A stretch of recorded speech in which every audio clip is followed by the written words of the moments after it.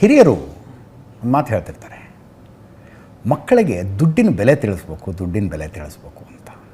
ಯಾಕೆ ಹೇಳ್ತಾರೆ ಅಂದರೆ, ತಂದೆ ತಾಯಿ ಆದವರು ಬಿರ್ರಿ ಕೇಳಿದಷ್ಟು ದುಡ್ಡು ಕೊಡಬೇಡಿ ಮಕ್ಕಳಿಗೆ, ದುಡ್ಡಿನ ಬೆಲೆ ಗೊತ್ತಾಗೋದಿಲ್ಲ. ಆ ದುಡ್ಡು ಹೆಂಗೆ ಬರುತ್ತೆ? ಆ ದುಡ್ಡು ಬರೋದಕ್ಕೆ ತಂದೆ ತಾಯಿ ಆದಂಥವ್ರು ಎಷ್ಟು ಕಷ್ಟಪಡ್ತಾರೆ, ಎಷ್ಟು ದುಡಿತಾರೆ ಅನ್ನೋದನ್ನು ತಿಳಿಸಿ ಕೊಟ್ಟಾಗ ಖರ್ಚು ಮಾಡುವಾಗ ಯೋಚನೆ ಮಾಡ್ತಾರೆ ಮಕ್ಕಳು ಅನ್ನೋದು ಅದರ ನೀತಿ. ಈ ಮಾತು ಯಾಕೆ ಬಂತಪ್ಪ ಅಂದರೆ, ಹಾಗೆ ಪ್ರತಿಯೊಂದರ ಬೆಲೆನೂ ತಿಳಿಸ್ಬೇಕು. ನಾವು ಅಪ್ಪ ಕೊಟ್ಟಂಥ ಖರ್ಚಿಗೆ ಕೊಟ್ಟಂಥ ಪಾಕೆಟ್ ಮನಿ ಪುಗ್ಸಟ್ಟೆ ಬಂದಿದ್ದಲ್ಲ, ಅದಕ್ಕೋಸ್ಕರ ಆತ ಬೆವರು ಹರಿಸ್ತಾನೆ ಅನ್ನೋ ಅರಿವು ಇದ್ದಾಗ ಮಕ್ಕಳು ಬೇಕಾಬಿಟ್ಟಿ ಖರ್ಚು ಮಾಡೋದಿಲ್ಲ. ಹಾಗೆ ಅದರ ಬೆಲೆ, ಪ್ರತಿಯೊಂದರ ಬೆಲೆನೂ ತಿಳಿಸ್ಬೇಕು ನಾವು. ಮಕ್ಕಳು ಅಂದರೆ ಮುಂದಿನ ತಲೆಮಾರು, ದುಡ್ಡು ಅಂದರೆ ಪರಂಪರೆ, ಧರೋಹರ್, ಬೆಲೆ ತಿಳಿಸ್ಬೇಕು. ಹಾಗೆ ರಾಮ ಮಂದಿರ ಹೋಗಿ ನಿಂತ್ಕೊಂಡು, ಸಖತ್ತಾಗಿದೆ, ದೊಡ್ಡದಾಗಿದೆ, ಮಸ್ತ್ ಕೆತ್ತಿದ್ದಾರೆ, ಅಷ್ಟೇ ಅಲ್ಲ, ಅದು ಅಲ್ಲಿ ಬರೋದಕ್ಕೆ ಕಾರಣ ಆಗಿದ್ದೇನು ಅನ್ನೋದು ಗೊತ್ತಾಗಬೇಕು. ಸುಮ್ಮನೆ ಬಂದಿದ್ದಲ್ಲ ಅದು. ಯಾರೋ ಒಂದೆರಡು ಜನರಿಗೆ ರಾಮ ಮಂದಿರ ಮಾಡಿಸ್ಬೇಕು ಅನ್ನಿಸ್ತು, ಇನ್ನೊಂದೆರಡು ಜನರ ಹತ್ರ ದುಡ್ಡು ಕೇಳಿದ್ರೆ ಮಂದಿರ ಮಾಡೋಣ ಕೊಡ್ರಿ ಅಂದರು, ಒಂದೆರಡು ಜನ ದುಡ್ಡು ಕೊಟ್ಟರು, ಮಂದಿರ ಕೆತ್ತು ನಿಲ್ಲಿಸ್ಬಿಟ್ರು. ಹಾಗೆಲ್ಲ ಅದಾಗಿದ್ದು. ಪ್ರತಿಯೊಂದರ ಬೆಲೆ ತಿಳಿಸ್ಬೇಕು. ನಾನು ಮತ್ತೆ ಹೇಳ್ತೀನಿ, ಸ್ವಾತಂತ್ರ್ಯದ ಬೆಲೆ ಅಂತ ತಿಳಿಸಿಲ್ಲ ನಾವು ಸರಿಯಾಗಿ. ದೇಶಕ್ಕೆ ಸ್ವಾತಂತ್ರ್ಯ ಬಂದಿದೆಯಲ್ಲ, ಅದಕ್ಕೆ ನಾವು ತೆತ್ತಿರುವ ಬೆಲೆ ಏನು ಅನ್ನೋದನ್ನು ತಿಳಿಸಿಲ್ಲ. ಒಂದು ಪಾರ್ಶ್ವವನ್ನು ಹೇಳ್ತಾ ಬಂದ್ವಿ, ಉಪವಾಸ ಕೂತ್ಕೊಂಡ್ವಿ, ಸತ್ಯಾಗ್ರಹ ಮಾಡಿದ್ವಿ, ಸ್ವಾತಂತ್ರ್ಯ ಕೊಟ್ಟು ಹೋದರು ಬ್ರಿಟಿಷರು ಅಂತ. ಲಕ್ಷಾಂತರ ಜನರ ಬಲಿದಾನ ಆಗಿದೆ ಅದಕ್ಕೆ. ಬ್ರಿಟಿಷರ ಗುಂಡಿಗೆ ಎದೆ ಒಡ್ಡಿದ್ದಾರೆ. ಅವರ ನೇಣಗಂಭದಲ್ಲಿ ಸ್ವಾತಂತ್ರ್ಯ ಹೋರಾಟಗಾರರ ಹೆಣಗಳ ತೇಲಾಡಿದ್ದಾವೆ. ಅಪರಿಚಿತ ಜೈಲುಗಳಲ್ಲಿ ಶಿಕ್ಷೆಗೊಳಗಾಗಿ ಕೊರಗಿ ನರಳಿ ಸತ್ತೋಗಿದ್ದಾರೆ. ಅವರೆಲ್ಲರ ಹೋರಾಟದ ಫಲವಾಗಿ 1942ರಲ್ಲಿ ಸ್ವಾತಂತ್ರ್ಯ ಬಂತು. ದೇದಿ ಹಮೆ ಆಜಾದಿ ಬಿನಾ ಖಡ್ಗ ಬಿನಾ ಢಾಲ್ ಸಾ ಬರಮತಿ ಕೆ ಸಂತ ತೂನೆ ಕರ್ ದಿಯಾ ಕಮಾಲ್ ಇದೆಯಲ್ಲ, ಅದು ಒಂದು ಪಾರ್ಟ್ ಅದು ಸ್ವಾತಂತ್ರ್ಯ ಹೋರಾಟದಲ್ಲಿ. ಈ ಬಲಿದಾನದ ಕಥೆ ಹೇಳಿದಾಗ ನಮಗೆ ಬಂದಿರುವ ಸ್ವಾತಂತ್ರ್ಯವನ್ನು ಎಷ್ಟು ಜವಾಬ್ದಾರಿಯಿಂದ ನಾವು ನೋಡ್ಕೋಬೇಕು ಅನ್ನೋ ಪರಿಜ್ಞಾನ ಬರುತ್ತೆ. ಪರಿಜ್ಞಾನ ಅವಾಗ ಬರೋದು. ಹಾಗೆ ಸದೃಢವಾಗಿ ಮಕ್ಕಳು ಬೆಳೆಸ್ರಿ, ಒಳ್ಳೆ ಶಿಕ್ಷಣ ಕೊಡ್ರಿ, ಪ್ರೀತಿದಿಂದ ಬದುಕ್ರಿ. ಯಾರ ಜೋಡಿನೂ ವಿರ್ಷ್ಯ ಮಾಡಕ್ ಹೋಗ್ಬೇಡಿ. ಇಲ್ಲ ಅವ್ರ ಜೋಡಿನ ಮಾತಾಡಂಗಿಲ್ಲ, ಇವ್ರ ಜೋಡಿನ ಮಾತಾಡಂಗಿಲ್ಲ, ಮೂಕನ ಮಾಡಿಬಿಟ್ರೆ ಚಲೋ ಇತ್ತಲ್ಲ. ಮಾತಾಡಂಗಿಲ್ಲ ಅಂದ್ರೆ ಅವ್ರು ಮಾತಾಡೋ ಹೋಗಿ ನೀವಾಗಿರ ಹೋಗಿ ಮಾತಾಡ್ಸು. ಅಟ್ಟ ನಮಗೆ ಅವಶ್ಯಕತೆ ಬಿದ್ದತ್ತೀರಿ ಬೇಡ. ನೀವು ದೇವ್ರ ಮತ್ತೆ ನಿಮಗೆ ಮುಂದಿನ ಜನ್ಮಕ್ಕೂ ಬಾಯಿ ಕೊಡ್ಬೇಕಾಗಿತ್ತು. ನೀವಾಗಿರ ಮಾತಾಡ್ಸೋದು. ನಾವು ಮಾತಾಡಿದ್ದು ಕಪ್ಪ ಕೂತಿರಿ ಅಂದ್ರೆ ಇದಕ್ಕೆ ಮಾತು ಕೊಟ್ರೆ ಏನ್ ಮಾಡೋದು, ಮೂಕ್ ಮಾಡೋಣ ಅಂದ್ರ ನೋಡ್ಬೇಕ. ಅದಕ್ಕೆ ಬಂಧುಗಳೇ, ನಮ್ಮದು ವಾಣಿ, ವಾಚ, ಕಾಯ, ಮನಸ್ಸು ಇವೆಲ್ಲ ಶುದ್ಧ ಮಾಡ್ಕೊಳ್ಳೋ ಸಲುವಾಗಿ ಈ ಪುರಾಣ ಪ್ರವಚನ ಅಂತಕ್ಕಂಥ ಇಟ್ಕೊಂಡು ಬಂದಾರ. ಜಾತ್ರೆ ವೈಭವ ನೋಡಿ ಬಗ್ಗೆ ಮಾತಾಡ್ತಿದ್ದೆ. 9600 ವರ್ಷಗಳ ಹಿಂದೆ ರಾಮ ಇದ್ದ ಅಂತ ನಂಬೋದು ನಾವು. 9600 ವರ್ಷಗಳಿದ್ದ ರಾಮ ನಮಗೆ ದೇವರಾಗಿಲ್ಲ ಏನ್ರಿ? ಇವತ್ತು ದೇವರಾಗಿಲ್ಲ. ಇವತ್ತಿಗೂ ರಾಮಾಯಣ ಪಾರಾಯಣ ಮಾಡೋರನ್ನ ಕಂಡಿದ್ದೇನೆ ನಾನು. ಅಂದರೆ ಒಬ್ಬ ರಾಜಕುಮಾರ, ಆಗಿನ ಕಾಲಕ್ಕೆ ಬಹು ಪ್ರಚಲಿತವಾದಂಥ ಮಾತು, ರಾಜರಿಗೆ ಮಾರ್ಜಿನ್ ಬೇಕಾದಷ್ಟು ಮದುವೆ ಆಗೋಲ್ರಕು ಆಗಲಿಲ್ಲವ. ಏಕಪತ್ನಿ ವೃತಸ್ಥನಾಗಿದ್ದ. ಒಂದೇ ಮಾತು, ಎರಡನೇ ಮಾತಿಲ್ಲ ರಾಮಂದು. ಸತ್ಯ, ನ್ಯಾಯ ಹಿಡ್ಕೊಂಡದ್ದಕ್ಕೆ ರಾಮ ಒಬ್ಬ ಯುವರಾಜ ಆಗಿದ್ದವನು ನಮ್ಮ ಮುಂದೆ ದೇವರಾಗಿ ನಿಂತಿದ್ದಾನೆ. 3500 ವರ್ಷಗಳಿದ್ದಂಥ ಕೃಷ್ಣ, ಎಲ್ಲ ಚಕ್ರವರ್ತಿಗಳ ಕಿರೀಟ ಅವನ ಕಾಲ ಹತ್ತಿರ ಇದ್ರೂ ಕೂಡ ತಾನು ಎಂದೂ ರಾಜ ಆಗಲಿಲ್ಲ. ತನ್ನ ಶಿಷ್ಯನಾದಂಥ ಅರ್ಜುನನ ರಥವನ್ನು ತೊಳೆದು, ಕುದುರೆ ತೊಳೆದು ಯುದ್ಧದಲ್ಲಿ ಸಾರಥಿ ಆಗ್ತಾನಲ್ಲ, ಕರ್ಮಯೋಗ ಕಲಿಸ್ಕೊಡ್ತಾನಲ್ಲ ಕೃಷ್ಣ, ಯಾವತ್ತೂ ರಾಜ ಆಗಲಿಲ್ಲ. ಅವನು ನಮಗೆ ದೇವರಾಗಿ ನಿಂತ್ಕೊಂಡ. ರಾಜಕುಮಾರ ಆಗಿದ್ದಂಥ ಬುದ್ಧ, ಜಗವೆಲ್ಲ ಮಲಗೆಲ್ಲರೂ ಬುದ್ಧನೊಬ್ಬನೆದ್ದ ಅಂತ ಹೇಳಿ ಕಾಡಿಗೆ ಹೋದ್ನಲ್ಲ, ಸತ್ಯ ಹುಡ್ಕೊಂಡು ಎಲ್ಲವನ್ನು ಬಿಟ್ಟು ಹೋದಂಥ ಬುದ್ಧ ನಮಗೆ ದೇವರಾದ. ಅವನು ರಾಜಕುಮಾರನಾಗಿ, ಅತ್ಯಂತ ಸುಂದರ ರಾಜಕುಮಾರನಾಗಿದ್ದಂಥ ಮನುಷ್ಯ, ರಾಜ ಬೇಡ ನನಗೆ, ಅಪರಿಗ್ರಹ, ಏನನ್ನು ಕೂಡಿಡಬಾರದು ಅಂತ ಹೋದಂಥ ಮಹಾವೀರ ನಮಗೆ ದೇವರಾದ. 32 ವರ್ಷದ ಹುಡುಗ ಕಣ್ಣಲ್ಲಿ ಪ್ರೀತಿಯನ್ನು ತುಂಬಿಕೊಂಡು ಅಂತಃಕರಣವನ್ನು ತುಂಬಿಕೊಂಡು ಪ್ರೀತಿ ಬಿಟ್ಟು ಏನೇನು ಜಗತ್ತಲ್ಲಿ ಇನ್ನೇನೂ ಇಲ್ಲ ಅಂತ ಹೇಳಿ ಶಿಲುಬೆಗೆ ಏರಿದಂಥ ಯೇಸು ಕ್ರಿಸ್ತ ನಮಗೆ ದೇವರಾದ. ಯಾಕೆ ಮಾತನ್ನು ಹೇಳ್ತಿದ್ದೀರಿ ಅಂದರೆ, ಇವ್ರು ಯಾರೂ ಶ್ರೀಮಂತರ ಸಲುವಾಗಿ ಆಗಿಲ್ಲ. ಇವರಾದದ್ದು ಜಗತ್ತಿಗೆ ಕೊಟ್ಟವರು. ಯಾರು ಪಡ್ಕೊಂಡ್ರು ಅವ್ರು ಯಾರೂ ದೊಡ್ಡವರಾಗಲಿಲ್ಲ, ಕೊಟ್ಟವರು ಯಾರೂ ಸಣ್ಣವರಾಗಲಿಲ್ಲ. ಈ ಮಾತನ್ನು ಜೀವನ ಬೆಲೆ ಹರಿಸ್ಬೇಕಾದ್ರೆ ಯಾವುದರಿಂದ ಮನುಷ್ಯ ಜೀವನ ಅಳಿತೀವಿ ಅಂದಾಗ ಸಾಕ್ರೆಟಿಸ್ ಒಂದು ಮಾತು ಹೇಳ್ತಾನೆ, ಭಾಳ ಒರಟು ಮಾತು. ಸಾಕ್ರೆಟಿಸನ ಮಾತೇ ಒರಟು. ಅವ್ನು ಹೇಳ್ತಾನೆ, success of a life is measured by the number of people who cry when you die ಅಂತ. ನೀನು ಸತ್ತಾಗ ಎಷ್ಟು ಜನ ಅಳುತ್ತಾರೋ ಅದ್ರ ಮೇಲೆ ನಿನ್ನ ಜೀವನ ಸಾರ್ಥಕ್ಯ ಗೊತ್ತಾಗುತ್ತೆ. ಹೋದ್ನಾ ಚಲೋ ಆತು ಬಿಡ್ರಿ ಅಂದ್ರೆ ಜೀವನ ಫೇಲ್ಯೂರ್ ಅದು. ಒಂದು ಸಣ್ಣ ಕತೆ ಬರ್ತಿದ್ದೆ ನಾನು. ಒಂದು ಸಣ್ಣ ಊರು, ಒಬ್ಬ ಸನ್ಯಾಸಿ ಬರ್ತಾನೆ ತಿರ್ಗಾಡ್ಕೊತ. ರಾತ್ರಿ ಆಗ್ಬಿಟ್ಟದ, ಎಲ್ಲ ಮನೆ ಬಾಗಿಲು ಹಾಕ್ಬಿಟ್ಟಾರ. ರಾತ್ರಿ 11 ಆಗ್ಯದ. ಎಲ್ಲಿ ಮಲ್ಕೋಬೇಕು ಅಂತ ನೋಡ್ದೆ, ಒಂದು ಮನೆ ಮುಂದೆ ಕಟ್ಟಿತ್ತು. ಕಟ್ಟಿ ಮೇಲೆ ತನ್ನ ಚಾಪಿ ಹಾಸ್ಕೊಂಡು ಹೊತ್ಕೊಂಡು ಮಲ್ಕೊಂಡ. ಮುಂಜಾನೆ 4 ಗಂಟೆ ಹೊತ್ತಿಗೆ ಯಾರೋ ಬಂದು ಆ ಮನೆ ಬಾಗ್ಲ ಬಡಿದ್ರು. ಮನೆ ಬಾಗ್ಲ ತೆಗೆದು ಕಣ್ಣು ತಗೊಂಡು ನೋಡ್ಕೊತಾನೆ, ಹಂಗೆ ಕಣ್ತು ಮಲ್ಕೊಂಡಾನ, ಹಂಗೆ ಕಣ್ಣು ತೆಗೆದು ನೋಡ್ತಾನೆ. ಬಾಗ್ಲ ಬಡಿದ್ರು, ಒಳಗಿನ ಬಾಗ್ಲ ತೆಗೀತು. ಒಬ್ಬ ಹುಡುಗಿ ಹೊರಗೆ ಬಂದ್ಲು. ಬಾಗ್ಲ ಬಡಿದ್ರು, ಏನಾಯ್ತು ಅಂತ ಕೇಳಿದ್ಲು. ರಾಮಣ್ಣ ಹೋದ, ಈಗ ತಾನೇ ರಾಮಣ್ಣ ಹೋದ ಅಂದ್ಲು. ಹೌದಾ, ಗೊತ್ತಾಗಲಿಲ್ಲ ನನಗೆ, ಆಯ್ತು ಅಂತ ಹೇಳಿ ಹೋದವ. ಹುಡುಗಿ ಒಳಗೆ ಅಜ್ಜಿಗೆ ಹೇಳಿದ್ಲು, ಮನೆಗೆ ಅಜ್ಜಿ ಇದ್ಲು. ಅಜ್ಜಿ, ರಾಮಣ್ಣ ಹೋದ್ರಂತ. ಹೌದಾ, ರಾಮಣ್ಣ ಹೋದ್ನ, ಹೋಗಿ ನೋಡ್ಕೊಂಬಾವ, ಅವ್ನು ಸ್ವರ್ಗಕ್ಕೆ ಹೋದ್ನೋ ನರಕಕ್ಕೆ ಹೋದ್ನೋ ನೋಡ್ಕೊಂಬಾ ಅಂದ. ನೋಡ್ಕೊಂಬರ್ತೀನಿ ಹುಡುಗಿ ಹೋದ್ಲು. ಇವು ಸನ್ಯಾಸ ಅಂತ ನಾನು ಜನ್ಮ ಪೂರ್ತಿ ಇದನ್ನೇ ಮಾಡಿನ ಕೆಲಸ, ಸ್ವರ್ಗಕ್ಕೆ ಹೋಗೋದು ಇವ್ ಹೆಂಗೆ ಗೊತ್ತಾಗ್ತದೆ ನೋಡೋಣಂದ. ಅರ್ಧ ತಾಸು ಹುಡುಗಿ ವಾಪಸ್ ಬಂದ್ಲು. ಏನಾತ ಅಂತ ಅಜ್ಜಿ ಕೇಳಿದ್ಲು. ಅಜ್ಜಿ, ರಾಮಣ್ಣ ಹೆಂಗೆ ನರಕಕ್ಕೆ ಹೋಗ್ತಾನೆ, ಸ್ವರ್ಗಕ್ಕೆ ಹೋದ ಅಂದ. ಇವ ಅಂದ, ಸ್ವರ್ಗಕ್ಕೆ ಹೋದಿ ಹುಡುಗಿ ಹೆಂಗೆ ಗೊತ್ತಾಯ್ತು?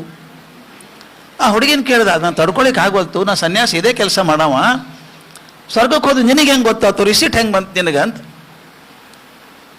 ಅಜ್ಜಿ ಹೇಳಿದ್ಲಂತ. ಹಂಗಲ್ರಿ, ಮನೆ ಮುಂದೆ ಜನಸಾಗರ ನೆರೆದದ, ರಾಮಣ್ಣ ಹೋದ ಅಂತ 1000 ಮಂದಿ ಹಳ್ಳಿಕ್ಕೆ ಹತ್ತಾರ ಮುಂದೆ. ಅಷ್ಟು ಮಂದಿಗೆ ಚಲೋ ಮಾಡ್ದವ್ ನರಕಕ್ಕೆ ಹೆಂಗೆ ಹೋಗ್ತಾನೆ ರೀ? ಎಷ್ಟು ಚಂದ ಮಾತದ. ಅಷ್ಟು ಮಂದಿಗೆ ಚಲೋ ಮಾಡ್ದವ್ ನರಕಕ್ಕೆ ಹೆಂಗೆ, ಸ್ವರ್ಗಕ್ಕೆ ಹೋಗ್ಯಾನ ನಾವು. ಅದೇ ಸಾಕ್ರೆಟಿಸನ ಮಾತು ಎಷ್ಟು ಚಂದ ಅದ ನೋಡ್ರಿ. ಅದು ನಾನು ಇರೋ ತನಕನೂ ಬರೀ ನನಗೋಸ್ಕರ ಬದುಕಿದ್ರೆ ಪ್ರಪಂಚ ನಿಮ್ಮನ್ನು ಯಾವತ್ತೂ ನೆನಪಿಡೋದಿಲ್ಲ. ಪ್ರಪಂಚ ಬೇಡ, ನಿಮ್ಮ ಮರಿಮಕ್ಕಳು ನೆನಪಿಡೋದಿಲ್ಲ ನಿಮ್ಮ ಹೆಸರು. ಆದರೆ ಮತ್ತೊಬ್ಬರಿಗೋಸ್ಕರ ಮಾಡಿದ್ರನ್ನ ಪ್ರಪಂಚ ಯಾವತ್ತೂ ಮರೆಯೋದಿಲ್ಲ. ಈ ಮೌಲ್ಯ ಅದಲ್ಲ, ಜಗತ್ತಿಗೆ ಕೊಡುವಂಥ ಶಕ್ತಿ ಇರುವಂಥ. ಭಗವದ್ಗೀತಾದಾಗ ಒಂದು ಶ್ಲೋಕ ಅದ, ಕರ್ಮಣ್ಯೇವಾಧಿಕಾರಸ್ಥೆ ಮಾ ಫಲೇಶು ಕದಾಚನ. ಕರ್ಮ ಮಾಡೋದು ನಿನ್ನ ಕೆಲಸ, ಫಲದ ಬಗ್ಗೆ ತಲೆ ಕೆಡಿಸ್ಕೋಬೇಡ. ಮಂದಿ ಭಾಳ ತಪ್ಪು ತಿಳ್ಕೊತಾರೆ ಇದನ್ನು. ಅಲ್ರಿ, ಪಗಾರ ಬೇಡ ನಮಗೆ, ಹಂಗೆ ಕೆಲಸ ಮಾಡೋದ? ಪಗಾರ ಬರ್ತಂದು ಕೆಲಸ ಮಾಡ್ತೀವಿ, ಫಲ ಇಲ್ಲದೆ ಕೆಲಸ ಹೆಂಗೆ ಮಾಡ್ತಾರೆ?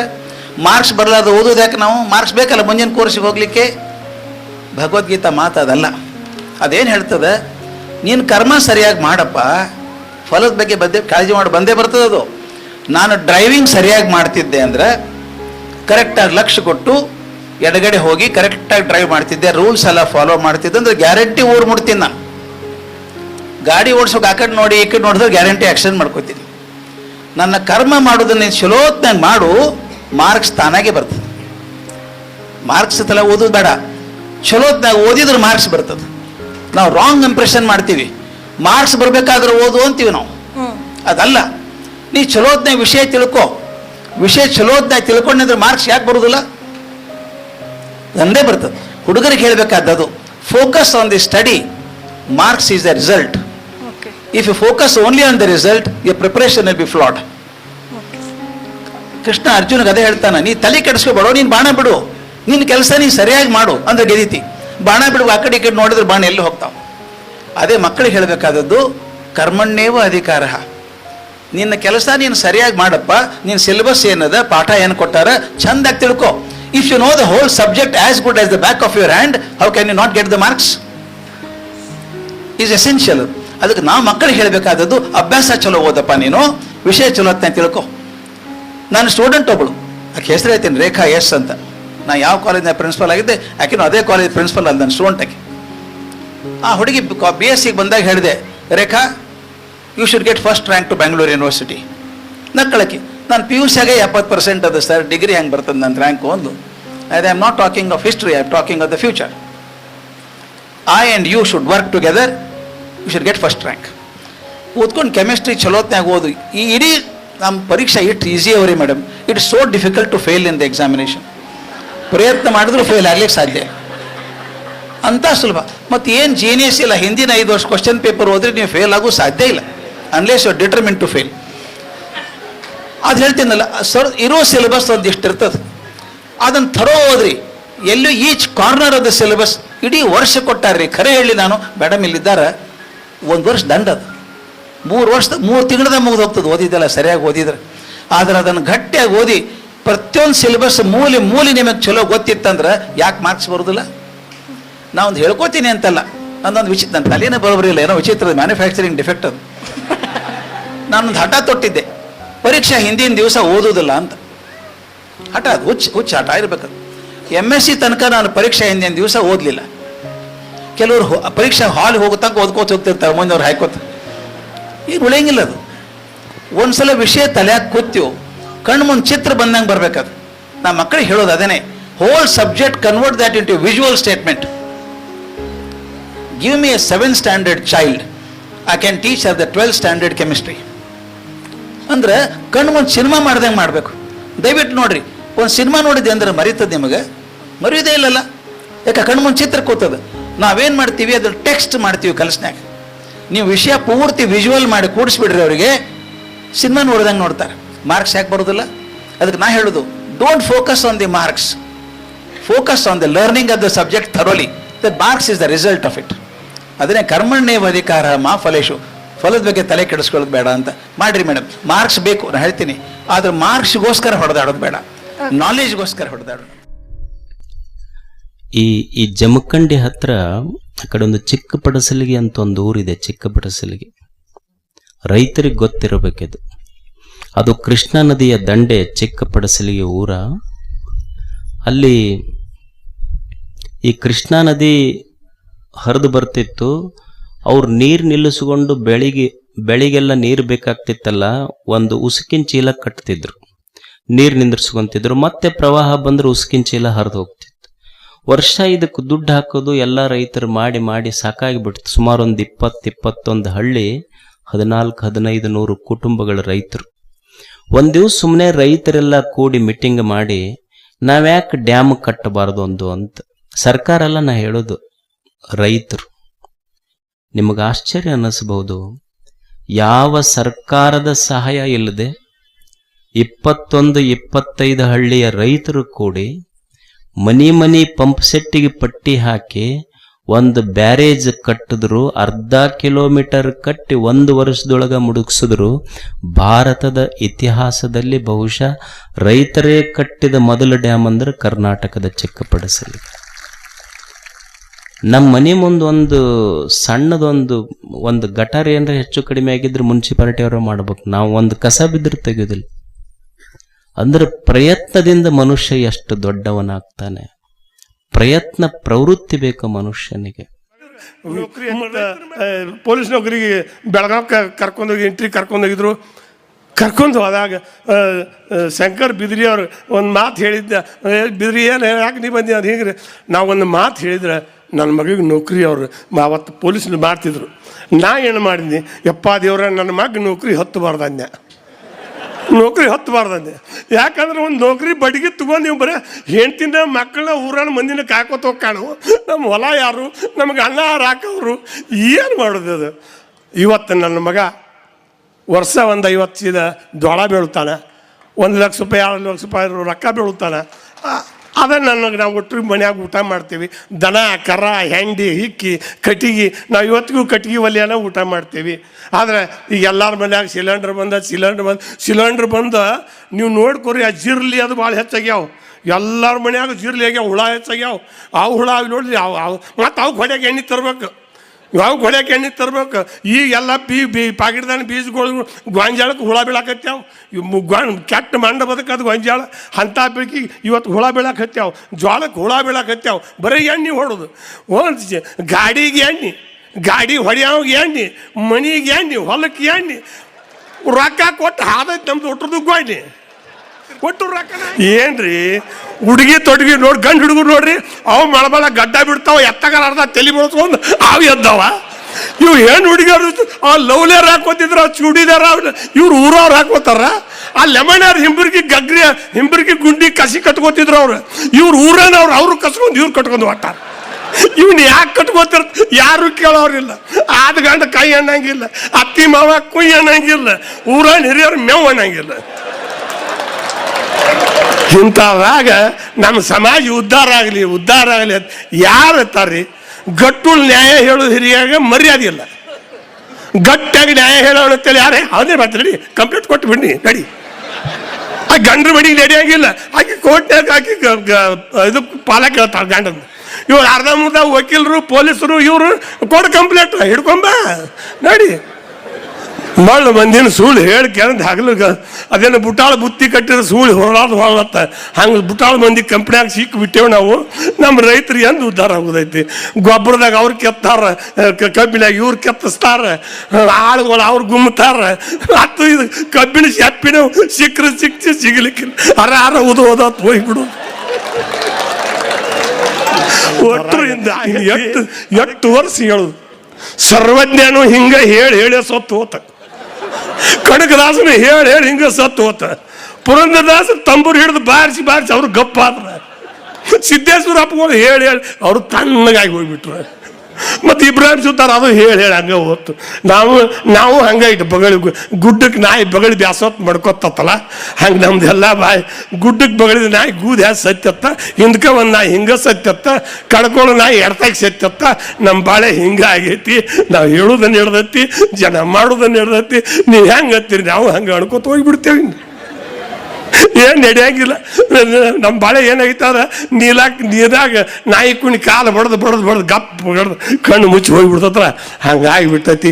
ಮುಂದೆ ಬರೋರು ಏನಾರ ಚೆಂದಾಗಿ ಮಾಡಲಿ. ನಾವೊಂದು ಮಾತು ಅಪ್ಪಾರ ಒಂದು ಮಾತು ಅವರು ಈ ಘಟಪ್ರಭಾಕ್ಕೆ ಬಂದಾಗ ಸಿದ್ದೇಶ್ವರ ಅಪ್ಪಗಳು ಅಂತೇಳಿ ಒಂದು ಮಾತನ್ನು ದಡ್ರಿಗೆ ಧೈರ್ಯ ಬಾಳತ್ತ, ಶಾನ್ಯಾರಿಗೆ ಸಂಶಯ ಬಾಳತ್ತ. ನಾ ಅಪ್ಪಾರಿಗೆ ಒಂದು ಮಾತು ಹೇಳಿದ್ದೆ. ಎಂಥ ಬಾತು ಅಂದ್ರೆ ಅವ್ರ ಅಪ್ಪಾರ ಬರ್ತಾಳಂತೇಳಿ ನಾನು ಅಜ್ಜಾರು ಅಲ್ಲೇ ನಿಂದಿಸ್ಕೊಂಡಿದ್ರು ಅವತ್ತ. ಯಪ್ಪಾರ ಇಷ್ಟು ವರ್ಷ ಪುರಾಣ ಹೇಳಿದ್ರಿ ಯಪ್ಪಾರ, ಏನಾರ ಸುಧಾರಣೆ ಆತೇನ್ರಿ ಸಮಾಜ ಆತನ್. ಸಿದ್ದೇಶ್ವರ ಅಪ್ಪಗಳಿಗೆ ಸುಳ್ಳು ಹೇಳುದಿಲ್ಲ ನಾ ಈ ಮಾತು. ಅವ್ರೊಂದು ಮಾತು ಹೇಳಿದ್ರು, ಶಾಣ್ಯಾರವರು ಒಂದು ಮಾತು ಹೇಳಿದ್ರು. ಸಿದ್ದಪ್ಪ ಅಲ್ಲೇ ಹೊಲಸು ಬಿದ್ದಿತ್ತು, ಅಲ್ಲಿ ಕಸಬಾರಿಗೈತಿ, ಅದನ್ನ ಹಸನು ಮಾಡ್ಕೊಂಡು ನಾವು ಕೂತೇವೆ. ಮುಂದೆ ಬರೋರು ಹಸನು ಮಾಡ್ಕೊಂಡಾರ ಕುಂದಿರ್ಲಿ, ಬೇಡ ಅದ್ರಾಗಾರ ಕುಂದಿರ್ಲಿ ಅವ್ರು ಹೇಳಿದರು. ಅದಕ್ಕೆ ಯಪ್ಪ ಇನ್ನು ಮುಂದಿನ ಅವ್ರು ನಿಮಗೆ ಇದನ್ನ ಚಲೋ ತಂಗ್ ಮಾಡಿ ಇಂಥದ್ದೆಲ್ಲ. ನಮಸ್ಕಾರ ರೀ. ಎಲ್ಲರಿಗೂ ಒಂದು ವಿಷಯ ಹೇಳ್ತಾನು, ಯಾರ ತಪ್ಪು ತಿಳ್ಕೊಬೇಡ್ರಿ. ಊರಾಗ ಒಂದು ಯಾವ್ದೇ ಸಮಾಜ ಕಾರ್ಯ ಆಗ್ಬೇಕಾದ್ರು ನಾವೆಲ್ಲ ವ್ಯಾಪಾರಸ್ಥರು ಸೇರೆ ಪಟ್ಟಿ ಕೊಡ್ತೀವಿ. ಊರಾಗ ಒಂದು ಯಾವ್ದೇ ಗುಡಿ ಗುಂಡಾರ ಆಗ್ಬೇಕಾದ್ರು ಎಲ್ಲ ವ್ಯಾಪಾರಸ್ಥರು ಸೇರೆ ನಿಮ್ಗೆಲ್ಲ ಪಟ್ಟಿ ಕೊಡ್ತೀವಿ. ಮತ್ತ ಉದ್ರಿ ಅತನ ನಮ್ಮ ವ್ಯಾಪಾರಸ್ಥರ ಕಡೆ ಬಂದ ರೊಕ್ಕ ಇದ್ದಾಗ ಆನ್ಲೈನ್ ಶಾಪಿಂಗ್ ಮಾಡ್ತೀರಿ. ನೀವೆಲ್ಲ ರೊಕ್ಕ ಬೇಡಾಕ್ ಹೆಂಗ ಸ್ವತಃ ಮಾಡಿ ಬರ್ತೀರಿ, ಹಂಗ ನಮ್ಮ ಊರಿನ ವ್ಯಾಪಾರಸ್ಥರು ಬೆಳಿಲಿ ಅಂತೇಳಿ ನೀವೆಲ್ಲರೂ ವ್ಯಾಪಾರ ಮಾಡಕ್ಕೂ ಹಿಂಗ ಬರ್ಬೇಕು. ಅಂಗಡಿ ಬಾಡಿಗೆ, ಲೈಟ್ ಬಿಲ್, ಟ್ರಾನ್ಸ್ಪೋರ್ಟ್ ಖರ್ಚ. ಜೀವನದಾಗ ಸಂತರು ಒಂದು ಮಾತನ್ನು ಹೇಳ್ತಾರೆ. ಏನು ಸಂತರ ಮಾತು ಹೇಳ್ತಾರಪ್ಪ ಅಂತಂದ್ರೆ ಸಂಸ್ಕಾರ ಬಹಳ ಮುಖ್ಯವಾದದ್ದು. ಪರಮಾತ್ಮನ ಜಗತ್ತಿನೊಳಗೆ ಬಾಳಿ ಬದುಕೋದದು. ಇನ್ನೊಂದು ಮಾತು ನಾನು ನಿಮಗೆ ಹೇಳ್ತೀನಿ. ನಮ್ಮ ಸುತ್ತಮುತ್ತ ಎಲ್ಲ ಪಕ್ಷಿ ಪ್ರಾಣಿಗಳು ಅದಾವಿಲ್ರಿ? ಎಷ್ಟೋ ಗುಬ್ಬಿ ಗಿಬ್ಬಿ ಎಲ್ಲ ಅದಾವಿಲ್ರಿ? ಪಕ್ಷಿ ನವಿಲ್ ನಿಮ್ಮ ಸುತ್ತಮುತ್ತ ನಿಮ್ಮ ಮನ್ಯಾಗ ಕಟ್ಟಿದ್ದು ಬಿಟ್ಟವು, ನಮ್ಮ ಕೂಡ ಕೂಡ ಹೆಂಗಾಗ್ಯಾವು. ಪಕ್ಷಿ ಪಶು ಎಲ್ಲ ಅದ ನಿಮ್ಮ ಸುತ್ತಮುತ್ತ ಎಷ್ಟೋ ಗುಬ್ಬಿ ಅದಾವು. ಯಾವ ಕಡೆ ಶುಗರ್ ಐತ್ರಿ, ಯಾವ ಕಡೆ BP ಐತಿ, ಯಾವ್ರೆ ದವಾಖಾನಿಗೆ ಹೋಗ್ಯಾವ್ರಿ, ಯಾವ ಕಡೆ ಟ್ರೀಟ್ಮೆಂಟ್ ಸಲಹೆ ಹಚ್ಚಿದ ನೋಡ್ಯಾರ ಇಲ್ಲ. ಜಗತ್ತು ಅನ್ನೋದು ಭಗವಂತ ನಿರ್ಮಾಣ ಮಾಡಿದಂಥ ಏನೋ ಒಂದು ಸೃಷ್ಟಿ ಅದ. ಆ ಸೃಷ್ಟಿ ನೇಮಕ್ಕೆ ಪಾಲಿಸ್ಯಾವ. ಆ ನೇಮ ಪ್ರಕಾರ ಚಂತನ ಬಡದಾಡುವ, ಎಲ್ಲೋ ಬಿದ್ದು 4 ಕಾಳು ಕಡೆ ತಿಂತಾವ, ಎಲ್ಲಿದೋ ನೀರು ಕುಡಿತಾವ, ಬ್ಯಾಂಕ್ ಬ್ಯಾಲೆನ್ಸ್ ಚಿಂತಿಲ್ಲ, ನನ್ನ ಸಿಮ್ ನಿನ್ನ ಸಿಮ್ ಚಿಂತಿಲ್ಲ, ಬಡದಾಡೋದು ಜಗಳಾಡೋದು ಚಿಂತಿಲ್ಲ, ಏನಿಲ್ಲ. ಮುಕ್ತವಾಗಿ ನಿಸರ್ಗದಾಗಿರ್ತಾವ. 6 ಗಂಟೆಗೆ ಮಕ್ಕೋತಾವ, ನಸಿಕಿನಾಗ 4 ಗಂಟೆಗೆ ಅವು ಗಡ್ಯಾರಿಲ್ಲ, ತಾನ ಎದ್ದು ಸೂರ್ಯನ ಬರೋಬ್ಬರ ಹಾರಾಕ್ ಚಾಲು ಮಾಡಿ ಚಂತನ ಬಾಳಿ ಬದುಕ್ತಾವ. ಎಲ್ಲವೂ ನೇಮದೊಳಗೆ ಅದಾವ. ಎಲ್ಲರೂ ಬಾಂಬ್ ಒಗೆಯೋದು, ಯುದ್ಧ ಆಗೋದು, ಜಗಳ ಆಗೋದು, ಕದನ, ಪೊಲೀಸ್ ಸ್ಟೇಷನ್ ಈ ಮನುಷ್ಯನಿಂದ ಐತಿ. ನಮ್ಮ ಸುತ್ತಮುತ್ತ ಇಟ್ಟೆಲ್ಲ ಗಿಡ ಗಂಟೆ ಅದಾವೆ. ಗಿಡ ಗಂಟಿಂದ ಯಾವ ರೋಗ ಬಂದದ ಹೇಳ್ರಿ ನೋಡೋಣ. ಗಿಡ ಗಂಟಿಂದ ಯಾವುದರ ರೋಗ ಬಂದದ? ಯಾವ ಪಶು ಪಕ್ಷಿಗಳಿಂದ, ಪ್ರಾಣಿಗಳಿಂದ, ಅಡವಿಂದ ಪ್ರಾಣಿಗಳಿಂದ ನಮ್ಮ ಮ್ಯಾಗೇನ್ರಿ ಆಗೈತೆ ಅನ್ಯಾಯ. ನೀರು ಕೆಡಿಸಿದವ್ರು ಯಾರ? ಬಡ ಬಡ ಹೇಳ್ರಿ. ನೀರು ಕೆಡಿಸಿದವ್ರು ಯಾರು? ನಾವು. ಗಾಳಿ ಕೆಡಿಸಿದವ್ರು ಯಾರು? ನಾವು. ಗಿಡ ಗಂಟಿ ಕಡ್ದವ್ರು ಯಾರು? ಚಲೋ ಭಗವಂತ ಗುಡ್ ಸಫಾಯಿ ಮಾಡಿದವ್ರು ಯಾರು? ಮತ್ತು 108 ರೋಗ ತೊಗೊಂಡು ಈ ಭೂಮಿ ತಾಯಿ ಒಳಗೆ ವಿಷ ಹಾಕಿ ವಿಷದ ಅನ್ನ ತಿಂದು 108 ರೋಗ ತೊಗೊಂಡು ನೆಳ್ಕೋತ 50ರೊಳಗೆ 108 ರೋಗ ತೊಗೊಂಡು ನೆಳ್ಳವ್ರು ನಾವು. ಕೆಡಿಸೋದು ನಿಸರ್ಗ ಅಲ್ಲ. ಒಂದು ಪಶು ಪ್ರಾಣಿಗಳದ್ದು ಕೆಟ್ಟಿಲ್ಲ, ಗಿಡಗಂಟಿದ್ದು ಕೆಟ್ಟಿಲ್ಲ. ಅವತ್ತರಿಂದ ಆಕ್ಸಿಜನ್ ಹೇಳ್ರಿ ನೋಡೋಣ. ನಿಮ್ಮದು 25 ಲಕ್ಷ ರೂಪಾಯಿ ಕಿಮ್ಮತ್ತು ಬಿಲ್ಡಿಂಗ್ ಇದ್ರೆ ಆ ಸಿಮೆಂಟ್ದು ಏನು ಬಿಲ್ಡಿಂಗ್ ಐತ್ಲಿ ಅದರಿಂದ ಆಕ್ಸಿಜನ್ ಬರಂಗಿಲ್ಲ. ನಮಗೆ ಹಿತ್ತಲಾಗಿ ಯಾವಾಗೋ ಒಂದು ಬಿದ್ದಂಥ ಬೇವಿನ ಬೀಜ ಇರ್ತದೆ, ಬಚ್ಚಲು ನೀರು ಹೋಗಿ ಒಂದು ಚಲೋ ಗಿಡ ಆಗಿರ್ತದೆ. ಕೋಟಿ ಕೋಟಿ ಬೆಲೆ ಬಾಳುವಂಥ ಆಕ್ಸಿಜನ್ 100 ವರ್ಷನಾಗ ಅದು ಕೊಟ್ಟು ಹೋಗ್ತದೆ. ಅದು ಡಾಕ್ಟರದ ಜೀವನದೊಳಗೆ. ಒಂದು ಬೇವಿನ ಬೀಜ ಕಾಗಿ ತಿಂದು ಎಲ್ಲ ಹೊಲಸು ಮಾಡಿರ್ತೈತಿ, ಅದ್ರ ಮ್ಯಾಗ ಒಂದಿಟ್ಟು ಮಣ್ಣು ಬಿದ್ದು ನಮ್ಮ ಬಚ್ಚಲು ನೀರು ಹೋದಾಗ ಒಂದು ಗಿಡ ಬರ್ತೈತಿ. 20 ಬಿಡ್ಲತ್ತಂದ್ರೆ ದಿನ 50 ಮಂದಿ ಕುಂಡಕ್ಕೆ ನೆಳ್ಳ ಕೊಡ್ತದೆ. 100 ಪಕ್ಷಿಗಳು ಕೂತು ಹೇಳ್ತಾವ, ಕೋಗಿಲು ಕೂತು ಹಾಡ್ತಾವ. ಅಲ್ಲ, ನಿಮಗೆಲ್ಲ ನೆಳ್ಳಾಗ್ತದೆ, ದಿನ ಆಕ್ಸಿಜನ್ ಕೊಡ್ತದೆ. ಎಟ್ಟ 100 ವರ್ಷ. 100 ವರ್ಷ ಆಗಿ ಒಂದಿನ ಹಳಿದಾಗಿ ಮುರಿದು ಬಿದ್ದರೂ ಸಹಿತ ಮತ್ತು ನಿಮ್ಮ ಮನೆ ಬಾಗಿಲು ಕಿಡಿಕಿಯಾಗಿ, ನಿಮ್ಮ ಮನೆ ಬಾಗಿಲಾಗಿ ನಿಮ್ಮ ಮನೆ ರಕ್ಷಣೆ ಮಾಡ್ತಕ್ಕಂಥ ಕೆಲಸದ ಬೇವಿನ ಬೀಜಗಳು. ನಾವು ಏನು ಕಲಿಯೋದಂದ್ರೆ ಮನಸ್ಸು ಸ್ವಚ್ಛ ಮಾಡೋದು ಕಲಿಯೋದ, ವಿಶ್ವಾಸ ಪ್ರೀತಿಯನ್ನು ಕಲಿಯೋದ, ಭಗವಂತನ ಭಕ್ತಿ ಅಂತಕ್ಕಂಥದ್ದು ಮಾಡೋದನ್ನು ನಾವು ಕಲಿಬೇಕು. ನಂಬಿ ಕರೆಯದೊಡೆ ಓ ಎನ್ನನೇ ಶಿವ. ಎಂತಿಂಥವ್ರು ಭಾರತ ದೇಶದಾಗ ನಂಬಿ ಬಾಳಲಿಲ್ಲ. 12 ವರ್ಷಗಳ ಪರ್ಯಂತರವಾಗಿ ನಿರಂತರವಾಗಿ ರಾಮ ಅಂತಕ್ಕಂಥ ಶಬರಿ ಯಾವ ದೊಡ್ಡ ವಿದ್ಯಾಪೀಠಕ್ಕೆ ಹೋಗಿ ಏನು ಡಾಕ್ಟರೇಟ್ ಮಾಡಿ ಎಲ್ಲ ಶಾಸ್ತ್ರ ಓದಿ ಎಲ್ಲ ಮಾಡಿ ದೊಡ್ಡ ವಿದ್ವಾಂಸಿಗಿದ್ದಳು ಮುದುಕಿ ಅಂತಲ್ಲ, ಏನಿಲ್ಲ. ಮಾತಂಗ ಋಷಿ ಗುರುಗಳು ಒಂದು ರಾಮನು ಅಂತ ಮಂತ್ರ ಕೊಟ್ಟರು. ಇಲ್ಲೇ ಅನ್ಕೊತ್ಕೊಂಡು ಒಂದಿನ ಅವ ಬರ್ತಾನ, ಅವನ ದರ್ಶನ ಆದ ಬಳಿಕ ನಿನಗೆ ಪರಮ ಮೋಕ್ಷ ಆಗ್ತೈತಿ ಅಂತ ಅವ್ರು ಹೇಳಿ ಹೋದರು. ಹಿಂದೆ ನಂದು ತಂದು ಅನ್ನೋದು ಏನೂ ಇಲ್ಲ. ಅಲ್ಲೇ ಬಿದ್ದಂಥ 4 ಗಡ್ಡೆ ಗೆಣಸ, ಅಲ್ಲೇ ಇರುವಂಥ 4 ಹನ್ನ, ಚಿಕ್ಕದಾದಂಥ ಒಂದು ಕುಟೀರ, ದಿನಾಲು ರಸ್ತಾದ ಮ್ಯಾಗ ಹೂ ಹಾಕ್ತಿದ್ದಳು. ಯಾಕೆ? ನನ್ನ ರಾಮ ಬರ್ತಾನಂತ ಗುರುಗಳು ಹೇಳ್ಯಾರ, ಅವನ ಅಂಗಾಲಿಗೆ ಮಣ್ಣು ಹತ್ತಬಾರದು. ನನ್ನ ರಾಮ ಬರ್ತಾನಂದ ಬಳಿಕ ಅವನ ಕಾಲಿಗೆ ಮಣ್ಣು ಹತ್ತಬಾರದು. ದಿನ ಹಾದಿಗೆ ಹೂ ಹಾಕ್ತಿದ್ದಳು. ದಿನ ದೀಪ ಹಚ್ಚಿ, ದಿನ ಚಂತನ ಕನ್ನ ನೀರು ತಂದು ಪ್ರೀತಿಯಿಂದ ತಾಯಿ ಕಾಣ್ಲಾರ್ದಾಗ ಮಗು ಹೆಂಗೆ ಹಠ ಮಾಡಿ ಹೇಳ್ತಾ ದಿನಾಲು ರಾಮ ಯಾವಾಗ ಬರ್ತೀಯ ಅಂತ ಕಣ್ಣೀರು ಹಾಕ್ತಿದ್ದಳು ಅಂತ. ಆದರೆ ಒಂದು ಮಾತು ಗೊತ್ತಿರಲಿ, 12 ವರ್ಷ 14 ವರ್ಷ ಕಾಲ ಕಳೀತು. ದಿನಾಲು ರಸ್ತಾದ ಮೇಲೆ ಹಾಕಿದಂಥ ಹೂಗಳು ಬಾಡಿದು. ಆದರೆ ಹೂವು ಹಾಕೋದು ತಪ್ಪಲಿಲ್ಲ, ದಿನಾಲು ಹಾಕ್ತಿದ್ರು, ಹೂಗಳು ಬಾಡಿದು. ಆದರೆ ಶಬರಿ ಹೃದಯದೊಳಗೇನು ಭಕ್ತಿ ಅನ್ನತಕ್ಕಂಥದ್ದಿತ್ತಲ್ಲ, ರಾಮನನ್ನು ನೋಡ್ಬೇಕನ್ನುವಂಥ ಭಕ್ತಿ ಉತ್ಸಾಹ ಇತ್ತಲ್ಲ, ಆ ಪ್ರೀತಿ ಎಂದೂ ಬಾಡಲಿಲ್ಲ. ಅದಕ್ಕಾಗಿ ಅಯೋಧ್ಯದ ರಾಮ ಒಂದಿನ ಲಕ್ಷ್ಮಣ ಸಹಿತವಾಗಿ ಬರುವಂತ.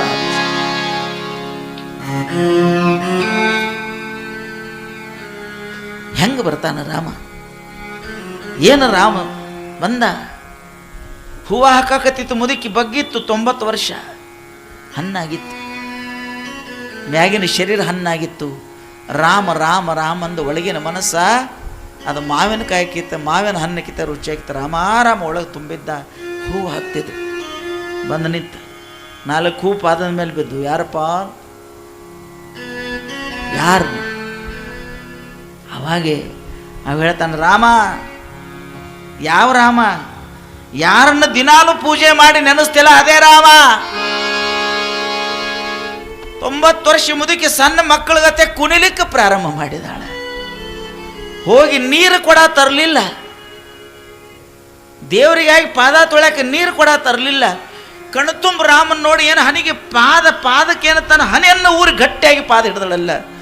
2 ಕಣ್ಣುಗಳಿಂದ ಹರಿತಕ್ಕಂಥ ಕಣ್ಣಿನ ನೀರು, ಪ್ರೀತಿ ಕಣ್ಣ ನೀರಿನಿಂದ ರಾಮನ ಪಾದ ತೊಳೆದಾಳ. ಹೂವನ್ನು ಮೈ ಮೇಲೆ ಚೆಲ್ಲಾಡಾಳ, ಹೊರಳಾಡಿ ನಮಸ್ಕಾರ ಮಾಡ್ತಾಳೆ ಶಬರಿ. ಇವತ್ತಿನ ದಿನ ಯಾವ ದೊಡ್ಡ ಪಂಡಿತ ಪರೀಕ್ಷೆ ಮಾಡಲಿಲ್ಲ, ದೊಡ್ಡ ಶಾಸ್ತ್ರ ಓದಲಿಲ್ಲ. ನಂಬದೇ ಕಾರಣ ಶಕುನಿ ಅಂತಕ್ಕಂಥ ಒಬ್ಬ ಯಾವಾಗಲೂ ದ್ವೇಷದ ಕೆಟ್ಟ ಸಂಸ್ಕಾರ ನೀರು ಹಾಸೋದ್ರಿಂದ ಅಖಂಡವಾಗಿರ್ತಕ್ಕಂಥ ಒಂದು ಮನಿತನ ದ್ವೇಷದಲ್ಲಿ ನಡ್ಕೋತು. ಸಂಘ 2 ರೀ, ಶಕುನಿ ಮಾಮನ ಸಂಘ ಮಾಡಿದವರು ಗಾಂಧಾರಿ ಮಕ್ಕಳು. ತಾಯಿ ಸಂಸ್ಕಾರ ಕೃಷ್ಣ ಭಗವಂತನ ಸಾನ್ನಿಧ್ಯದಲ್ಲಿದ್ದವರು ಪಾಂಡವರು. ಕೊನೆಗೆ ವಿಜಯ ಕಷ್ಟ ಆದ್ರೆ ಆಯಿತು, ಆದರೆ ವಿಜಯ ಯಾರಿಗೆ ಆತಂದ್ರೆ ಪಾಂಡವರಿಗೆ ಆಯ್ತು. ಇನ್ನೊಂದು ಮಾತು ನಿಮಗೆ ಗೊತ್ತಿರಲಿ, ಸ್ವಾಮೀಜಿ ಚಲೋ ಇದ್ದವ್ರಿಗೆ ತ್ರಾಸ ಹಾಕಿರ್ತದೆ. ನಿಮ್ದೆಲ್ಲ ಪ್ರಶ್ನೆ, ಚಲೋ ಮಾಡೋರಿಗೆ ಯಾಕೆ ತ್ರಾಸ ಆಗ್ತದೆ? ಯಾವ ನಿಮಗೆ ಇನ್ನೊಂದು ಮಾತು ಹೇಳಿ, ಮೈನ್ ಗಿಡಕ್ಕೆ ಕಲ್ಲು ಯಾಕೆ ಹೋಗ್ತಾರು? ಬೇವಿನ ಗಿಡಕ್ಕೆ ಕಲ್ಲು ಹೋಗೋದು ಯಾರು ನೋಡೇನು? ಮಾಯಿನ ಗಿಡಕ್ಕೆ ಯಾಕೆ ಹೋಗಿತಾರೆ, ಬೇವಿನ ಗಿಡಕ್ಕೆ ಯಾಕೆ ಹೋಗ್ಯಂಗಿಲ್ಲ? ಇವ ಮಾಯಿನ ಗಿಡ ಒಂದು ಕಲ್ಲು ಹೊಡೆಸ್ಕೊಂಡ್ರೆ ಏನು ಕೊಡ್ತದೆ? ಸಿಹಿಯಾದಂಥ ಹಣ್ಣು ಕೊಡ್ತದೆ. ಒಳ್ಳೆದರದ ಪರೀಕ್ಷೆ ಇರ್ತದೇನ, ಕೆಟ್ಟದ ಪರೀಕ್ಷೆ ಇರೋಂಗಿಲ್ಲ. ಬಂಗಾರ ಬೆಂಕಿಯಾಗ ಹಾಕಿ ಸುಟ್ಟು ನೋಡ್ತಾರೆ, ಗಟ್ಟೈತಿ ಇಲ್ಲ ಅಂತ ತಿಳ್ಕೊಂಡು ಕಟ್ಟಿಗೆ ಎಟ್ಟೋ ಸುಡ್ತಾರೆ, ಅವೇನು ಬಂಗಾರ ಆಗಂಗಿಲ್ಲ ಜೀವನದೊಳಗೆ. ದೂರ ದುರ್ಜನರ ಸಂಘ ಅದು ಭಂಗವಯ್ಯ. ಜೀವನದಲ್ಲಿ ಒಳ್ಳೆ ಕೆಟ್ಟದನ್ನು ನಾವು ಮಾಡೋಕ್ಕೆ ಹೋಗಬಾರ್ದು. ಜೀವನದಲ್ಲಿ ನಮ್ಮ ಸಮಾಜದೊಳಗೆ ಈಗೊಂದು 30-40 ವರ್ಷದೊಳಗೆ ನಮ್ಮೆಲ್ಲ ಹೊಸ ಪೀಳಿಗೆ ಐತೆ, ಎಲ್ಲ ಕೆಟ್ಟು ಹೋಯ್ತು. 10 ಹೆಜ್ಜೆಗೊಂದು ದಾಬೆ ಅದು. ಊರು ಸುತ್ತಮುತ್ತ ಕುಡಿ ಸಂಗತಿ ಬಂದು ಎಲ್ಲೋ ಮುಚ್ಚಿ ಮರ್ಯದಲ್ಲಿ ಯಾರೋ ಕುಡಿದು ಗಪ್ ಚುಪ್ ಇರ್ತಿದ್ರು. 8ನೇಂತೆ 10ನೇಂತೆ ಹೋಗುವಂಥ ಹುಡುಗರೆಲ್ಲ ಕುಡಿದು ಬಾಗಲಾಗಿ ಬೀಳಾಕತ್ತು. ಇವಾಗ ಹನುಮಪ್ಪನ ಗುಡಿಯಾಗೋ ಬ್ರಹ್ಮದೇವ್ರ ಗುಡಿಯಾಗ ಒಂದು ಮಂಗಳಾರತಿ ನಡೆದ್ರೆ ಒಂದು 10 ಮೋಟರ್ ಸೈಕಲ್ ನಿಲ್ಲಂಗಿಲ್ಲ. ಒಂದು ದಾಬೆ ಮುಂದೆ ದಿನ 200 ಮೋಟರ್ ಸೈಕಲ್ ನಿಲ್ತಾವ. ಭಾರ ಆದರೂ ಸಹಿತ ನಿಮ್ಮ ಮಕ್ಕಳು ನಿಮ್ಮ ಮನೆಗೆ ಬರಂಗಿಲ್ಲ. ಇದು ಯಾರ ಸಂಘ? ರೊಕ್ಕ ಹಾಳಾಯ್ತು, ಮರ್ಯಾದೆ ಹಾಳಾಯ್ತು, ಮನೆಯಿಂದ ಶಾಂತಿ ಹೋಯ್ತು. ನಿಮ್ಮ ವಂಶದ ದೀಪ ನಿಮ್ಮ ಮುಂದೆ ಹಾರಿ ಅವನ ಫೋಟೋಕ್ಕೆ ನೀವು ಹಾರ ಹಾಕಿ ಬಡ್ಕೊಂಡು ಅಳುವಂಥ ಪ್ರಸಂಗ ಬಂದಿಲ್ಲ? ಹೇಳನು ಎಟ್ಟು ಪುಡಿ ತಿನ್ನೋ ಹುಡುಗರಿಲ್ಲ, ಎಟ್ಟು ಕುಡುಕರಿಲ್ಲ. ದೇಶ ಕೆಡಬಾರ್ದು. ಒಂದು ಮನೆ ಚಂದ ಆದ್ರೆ ಓನ್ ಚಂದ ಆಗ್ತದೆ, ಓನ್ ಚಂದ್ರ ಆದ್ರೆ ಊರು ಆಗ್ತದೆ, ಅಲ್ಲಿಂದ ತಾಲೂಕು ಜಿಲ್ಲಾ ಆಗ್ತದೆ, ಅಖಂಡ ಭಾರತ ದೇಶ ಧರ್ಮೋಂತರ ರಾಷ್ಟ್ರ ಆಗ್ತದೆ. ಅಬ್ದುಲ್ ಕಲಾಂನಂತವ್ರು ಬೋಟ್ ಕಟ್ಟುವವನ ಮಗ ಪೇಪರ್ ಮಾರಿ ಬಂದ ಹುಡುಗ ಏನು ಓದಾಕ್ ಲೈಬ್ರರಿ ಇರ್ಲಿಲ್ಲ, ಸುಮ್ಮನೆ ಬೋಟ್ ಕಟ್ತಿದ್ದ. ಪೇಪರ್ ಮಾರಿ ಬಂದು ಬದುಕದವ ರಾಷ್ಟ್ರಪತಿ, ಭಾರತ ರತ್ನ ಆದವ. ನಮ್ಮ ಮಕ್ಕಳಿಗೆ ಓದಾಕ್ ಒಂದು ರೂಮ ಕಟ್ಟಿ ಕೊಟ್ಟಿವಿ, ಎಲ್ಲಾ ಮಾಡಿ ಕೊಟ್ಟಿವಿ, ಬೇಕಾದಾಗ ಚಹಾ ಕೊಡ್ತೀವಿ, ಟಿಫಿನ್ ಕೊಡ್ತೀವಿ. ಇವ್ಯಾಕ ರತ್ನಗಳಾಗುವಲ್ಲ? ಮನಿಗೆ ರತ್ನ ಆಗುವಲ್ಲ, ಇನ್ನು ಭಾರತಕ್ಕೆ ಯಾವಾಗ ರತ್ನ ಆಕ್ಕವೆ? ನಮ್ಮ ಕಡಿಂದ ಏನು ನೀಗುವಲ್ರಿ, ಆಗವಲ್ಲಂತ ಹುಡುಗರು. ಕೌಟಿಲ್ಯ ಯಾರ ಗೆಟೌಟ್ ಅಂದಿದ್ರಲ್ಲ, ಒಂದು ದಿವಸ ಅವನೇ ಕಟೌಟ್ ಹಾಕಿ ಅವನ್ ವೆಲ್ಕಮ್ ಮಾಡಿರ್ಬೇಕು, ಹಂಗ ಬೆಳೆದ ಕೌಟಿಲ್ಯ. ಯಾಕೆ ನಮ್ಮ ಮಕ್ಕಳಿಗೆ ಆಗುವಲ್ದಿದು? ನನಗೆ ಯಾಕೆ ಸೋಲು ಜೀವನದೊಳಗ? ಅಂದ್ರೆ ನಮ್ಮಲ್ಲಿ ನಿರಾಸೆ. ಏನೂ ಇಲ್ಲದೆ ಗುಡಿಸಿಲಿನೊಳಗ ಕೌಟಿಲ್ಯ ಸಾಮ್ರಾಜ್ಯ ಕಟ್ಟದ್ರ ನಮ್ಮವ್ವ ಅಪ್ಪ ನನಗೆಲ್ಲಾ ಮಾಡಿ ಕೊಟ್ಟಾರ. ಆದ್ರೂ ನನಗೊಂದು UPSC ಎಕ್ಸಾಮು, ಒಂದು KPSC ಎಕ್ಸಾಮು, ಒಂದು PSI ಎಕ್ಸಾಮ್, ಒಂದು ಪೊಲೀಸ್ ಎಕ್ಸಾಮ್ ಯಾಕೆ ಪಾಸ್ ಮಾಡಕ್ ಆಗುವಲ್ದು? ಒಂದು ಸಣ್ಣ ವ್ಯವಹಾರ ಹಚ್ಚಿ ಕೊಟ್ಟಾರ, ಯಾಕೆ ನನಗ್ ನೀಗ್ಸಕ್ ಆಗುವಲ್ದು? ಇದು ಸ್ವಾಧ್ಯಾಯ. ಒಬ್ಬ ಜ್ಯೋತಿಷಿ ಹತ್ರ ಹೋದ್ ನಾನು, ಹೋಗಿ ಒಟ್ಟ ನನಗ್ ಕಾಡ್ತೈತ್ ನೋಡಪ್ಪ, ಏನಾರ ಹೇಳ. ಅವ ಅಂದ, ಬಾಳತನಾಗಿತ್ತಪ್ಪ, ಯಾರು ಬಂದಿದ್ದಿಲ್ಲ, 100 ರೂಪಾಯಿ ಇಡು ಅಂದ. ಅವ ಅಂದ 100 ರೂಪಾಯಿ ಇಲ್ಲ, 50 ಇಡು ಕೊನೆಗೆ ಅಂದ. 50 ಇಲ್ಲ ಅಂದವ್. 25 ಇಡು ಮರಯ, ಬೋಣಿಗೆ ಐತಿದು ಅಂದ. ನಮ್ದ ಬಗೋಣ್ಯಾಗ ಏನ್ 25 ಇಡು ಅಂದ. 25 ಇಲ್ಲ. 10 ಇಡು ಕೊನೆಗೆ ಹೇಳ್ತೀನಿ ಅಂದವ. ಇಲ್ಲ ಅಂದ. 1 ರೂಪಾಯಿ ಇಟ್ಬಿಡು ಮರ, ಹೇಳ್ತೀನಿ ಅಂದ. 1 ಇಲ್ಲ ಅಂದ. ನೀವ್ ಹೋಗ್, ನಿಮ್ಮಂತವ್ರಿಗೆ ಶನಿನೂ ಏನು ಮಾಡಕ್ಕಾಗಲ್ಲ, ಹೋಗ್ ನೀ ಸುಮ್ಮ. ತುಜಾ ಶನಿ ಬಿ ಕುಚ್ ಬೆಗಡ್ಯಾಗನೈತೆ, ಏನು ಮಾಡಂಗಿಲ್ಲ, ಹೋಗಿ ಶನಿ ನಿನಗ. ನಮ್ಮಲ್ಲಿ ಯಾಕೆ ನಿರುತ್ಸಾಹ ಬಂತು? ಈಗ ತಾಯಂದಿರು ಇರ್ತಾರ, ತಾಯಂದಿರು ನೀವ್ ನೋಡ್ರಿ ಮನ್ಯಾಗ. ಈಗ ನೀವು ಈ ಮಾತು ಕೇಳ್ತಿರಿಲ್ಲ, ಆಕಿ ಕಾಲ್ಗುಣದಿಂದ ಬಹಳ ಚಲೋ ಬೆಳೀತು ಮನಿ ಅಂತ ಅನ್ನೋದಿಲ್ಲ. ಏನ ಗುಣ ಕಾಲಾಗಿರ್ತೈತೆ, ಏನು ಪ್ರಿಂಟ್ ಮಾಡಿಸ್ಕೊಂಡು ಬಂದಿರ್ತಾರ ಎಲ್ಲರೂ ಹೋಗಿ ಪ್ರಿಂಟಿಂಗ್ ಪ್ರೆಸ್ನಾಗ. ಏನ ಕಾಲ್ಗುಣದಾಗ ಐತಂದ್ರೆ ಏನಿದರ ಅರ್ಥ? ಆಕಿ ಕಾಲ್ಗುಣದಿಂದ ಮನಿ ಬಹಳ ಬೆಳಿತಪ್ಪ. ಕಾಲಾಗಿರುವುದಿಲ್ಲ, ತಿಳ್ಕೊಂಡಿರ್ಬೇಕು. ಎದಕ್ ಮನಿ ಬೆಳೆದೈತಿ ಅಂದ್ರೆ ಕಾಲ್ಗುಣ ಅಂತ ನಾವ್ ಹೇಳ್ತೀವಿ, ಹಂಗಿರುವುದಿಲ್ಲ. ಆಕಿಗೆ ಗೊತ್ತಿರ್ತೈತಿ ಗಂಡ ಎಷ್ಟು ಇನ್ಕಮ್ ಐತಿ, ಎಷ್ಟು ಖರ್ಚು ಮಾಡಿಸ್ಬೇಕು, ಎಷ್ಟು ಖರ್ಚು ಮಾಡಿದ್ರ ನಾವಿಬ್ರು ದುಃಖ ಇಲ್ಲಾರ್ದಂಗ ಬದುಕ್ತಿವಿ. ಗಂಡನ ಕಡೆಯಿಂದ ಸಾಲ ಮಾಡಿಸಿಲ್ಲ, ಮನಿ ಸಂಸಾರ ನಡೆಸಿದ ಬಿಟ್ಟಿಲ್ಲ, ಮಂದಿಗೆ ಲೋ ಮಗ, ನನಗೆ ಈ ಕುರುಡು ನೋಡಿದಾಗೆಲ್ಲ ಸ್ಮಶಾನ ನೆನಪಾಗುತ್ತೆ ಕಣ. ಕುರುಡ್ರಿಗೂ ಸ್ಮಶಾನಕ್ಕೂ ಏನೋ ಸಂಬಂಧ?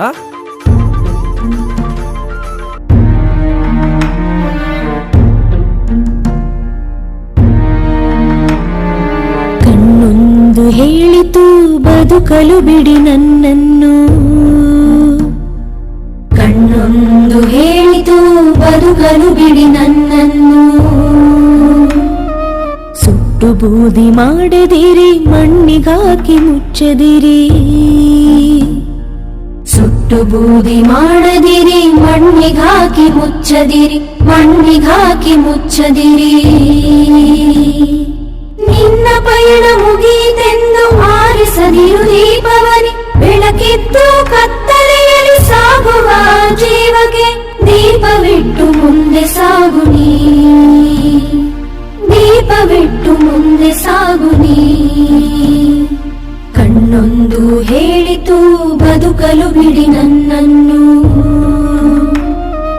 ಕಣ್ಣೊಂದು ಹೇಳಿತು ನೀ ಸತ್ತ ಮೇಲೂ ಬದುಕುವೆನಾ ಎಂದೆಂದು, ಕಣ್ಣೊಂದು ಹೇಳಿತು ನೀ ಸತ್ತ ಮೇಲೂ ಬದುಕುವೆನಾ ಎಂದೆಂದು. ಬದುಕಲು ಬಿಡಿ ನನ್ನನ್ನು, ನಿಮ್ಮಂತೆಯೇ ನಾನು. ಕಣ್ಣೊಂದು ಹೇಳಿತು. ಡಾಕ್ಟ್ರೆ, ಎಷ್ಟೋ ಜನಕ್ಕೆ ನಾವೇನೋ ಕೊಡೋಕ್ಕೆ ರೆಡಿ ಇದೆ, ಸಿದ್ಧತೆ ಇದ್ದೀವಿ, ಅದಕ್ಕೆ ಮುಂಚೆ ಏನಾದ್ರು ಡಾಕ್ಯುಮೆಂಟ್ಸ್ ಏನಾದ್ರು ರೆಡಿ ಮಾಡ್ಕೋಬೇಕಾ? ಬೇರೆ ಡಾಕ್ಟರ್ ಹತ್ರ ಏನಾರು ಅದು ಗೊತ್ತಿಲ್ಲ ಎಷ್ಟೋ ಜನಕ್ಕೆ, ಏನು ರೆಡಿ ಮಾಡ್ಕೋಬೇಕು ಅಂತ. ಏನು ಬೇಕಿಲ್ಲ. ಅದು ಈಗ ಅವ್ರಿಗೆ ಮರಣಾನಂತರ ದಾನ ಮಾಡಬೇಕು ಅಂತ ಇಚ್ಛೆ ಇದ್ದಲ್ಲಿ ಅವರ ಮನೆಯವರಿಗೆ ಅಥವಾ ಅವ್ರ ಸ್ನೇಹಿತರಿಗೆ ವಿಷಯ ತಿಳಿಸಿರ್ಬೇಕು. ಈ ತರ ನನ್ನ ಮರಣ ನಂತರ ನಾನು ನನ್ನ ಕಣ್ಣುಗಳನ್ನು ದಾನ ಮಾಡಬೇಕು ಅಷ್ಟೇ. ಒಂದು ವೇಳೆ ಅವ್ರು ಏನು ಹೇಳದೆ ಇದ್ದಲ್ಲೂ ಅವರ ಮನೆಯವರಿಗೆ ದಾನ ಮಾಡ್ಲಿಕ್ಕೆ ಇಷ್ಟ ಇದ್ರೆ ಅವರು ಹತ್ತಿರದ ಒಂದು ನೇತ್ರ ಭಂಡಾರಕ್ಕೆ ಒಂದು ದೂರವಾಣಿ ಕರೆ ಕೊಟ್ರೆ ಸಾಕು, ಅವರೇ ಬಂದು ನೇತ್ರದಾನದ ಒಂದು ಕೆಲಸ ಏನಿದೆ ಅದು ಮಾಡಿ ಹೋಗ್ತಾರೆ. ಸರಿ, ಅವರು ನೇತ್ರದಾನ ಮಾಡೋಕ್ಕೆ ಸಿದ್ಧತೆ ಇದೆ, ಒಂದಿಬ್ರು ರುಜು ಹಾಕೋಕೆ ರೆಡಿದ್ದಾರೆ. ಅದಕ್ಕೆ ಮುಂಚೆ ಏನಾದ್ರು ಡಾಕ್ಟರ್ದು ಏನಾರು ಒಂದು ರೆಡಿ ಮಾಡಿಟ್ಕೋಬೇಕು ಅವ್ರೇನಾರು? ಅವ್ರದ್ದು ಒಂದು ನಲ್ಲಿಕಾಯಿ ಮರದಲ್ಲಿಟ್ಟನು ನಮ್ಮ ಶಿವ, ಕುಂಬಳಕಾಯಿ ಬಳ್ಳಿಲಿಟ್ಟನು. ನಲ್ಲಿಕಾಯಿ ಮರದಲ್ಲಿಟ್ಟನು ನಮ್ಮ ಶಿವ, ಕುಂಬಳಕಾಯಿ ಬಳ್ಳಿಲಿಟ್ಟನು. ಹೂವನ್ನು ಕಾಯಿ ಕೊಟ್ಟು ಜಗಳವಾಡ ಬುದ್ಧಿ ಕೊಟ್ಟು ಕಾಣದಂತೆ ಮಾಯವಾದನು. ನಮ್ಮ ಶಿವ ಕೈಲಾಸ ಸೇರಿಕೊಂಡನು.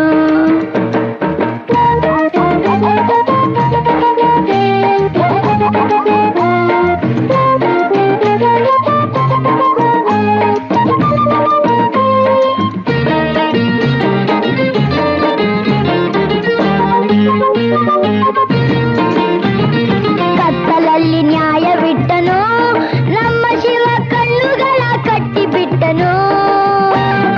ಕತ್ತಲಲ್ಲಿ ನ್ಯಾಯವಿಟ್ಟನು ನಮ್ಮ ಶಿವ, ಕಣ್ಣುಗಳ ಕಟ್ಟಿಬಿಟ್ಟನು.